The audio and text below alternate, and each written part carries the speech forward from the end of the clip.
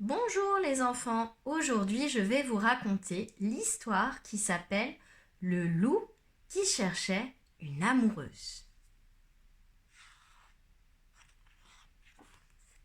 Il était une fois un gros loup noir, plutôt mignon, plutôt gentil, mais qui n'avait pas d'amoureuse.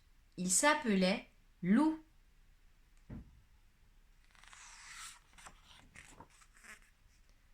Comme tous les ans au printemps, la forêt se remplissait d'amoureux. Et un bisou par-ci, et un câlin par-là, et des guilis-guilis à tous les coins du bois.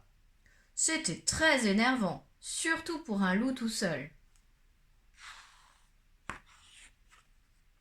Un matin, Loup se regarda dans son miroir et pensa « Aujourd'hui, je vais trouver la louve de ma vie !»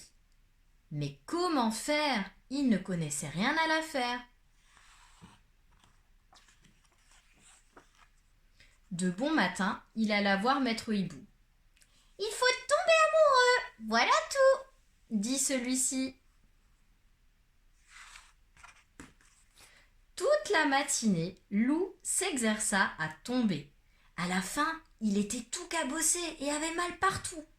Mais il n'avait pas trouvé d'amoureuse. Aïe! Ouille!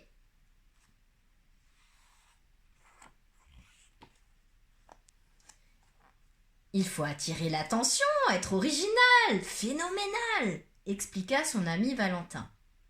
Loup enfila ses lunettes noires de star et ses bottes de cow-boy.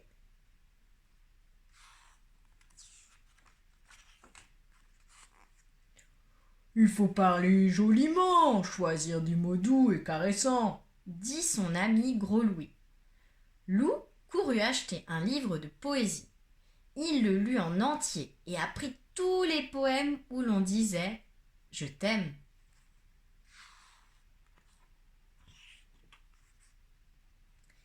Il faut un bouquet de fleurs pour l'élu de son cœur, conseilla son ami Joshua. Loup composa un joli bouquet avec les fleurs de la forêt.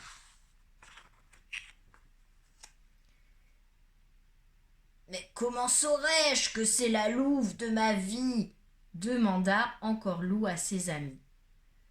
Quand tu la verras, tu auras les jambes flagadas, la cervelle en chocolat et le cœur qui bat, dit Joshua. Et ils le poussèrent dehors. Ainsi équipé, Loup se promena dans la forêt.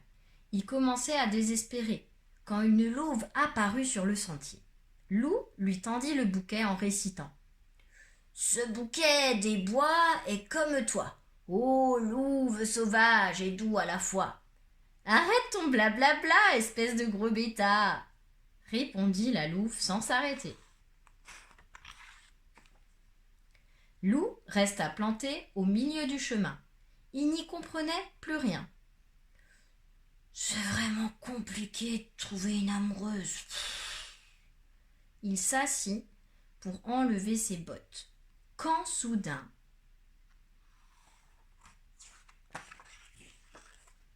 vlan! Une louve très pressée lui rentra dedans. Il bascula sur le sentier. « Je suis vraiment désolée, dit la louve. Mais quelle idée d'être assis au milieu du chemin !»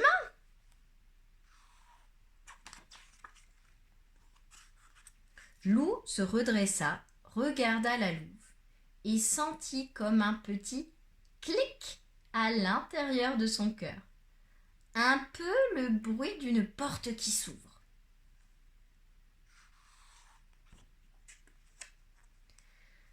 « Vous avez l'air secoué, s'inquiéta la louve. Vous voulez venir chez moi prendre un thé ? » Avec plaisir, bredouilla Loup. Et il la suivit, le cœur battant, les jambes flagadas et la cervelle en chocolat. Et voilà, c'est la fin de mon histoire.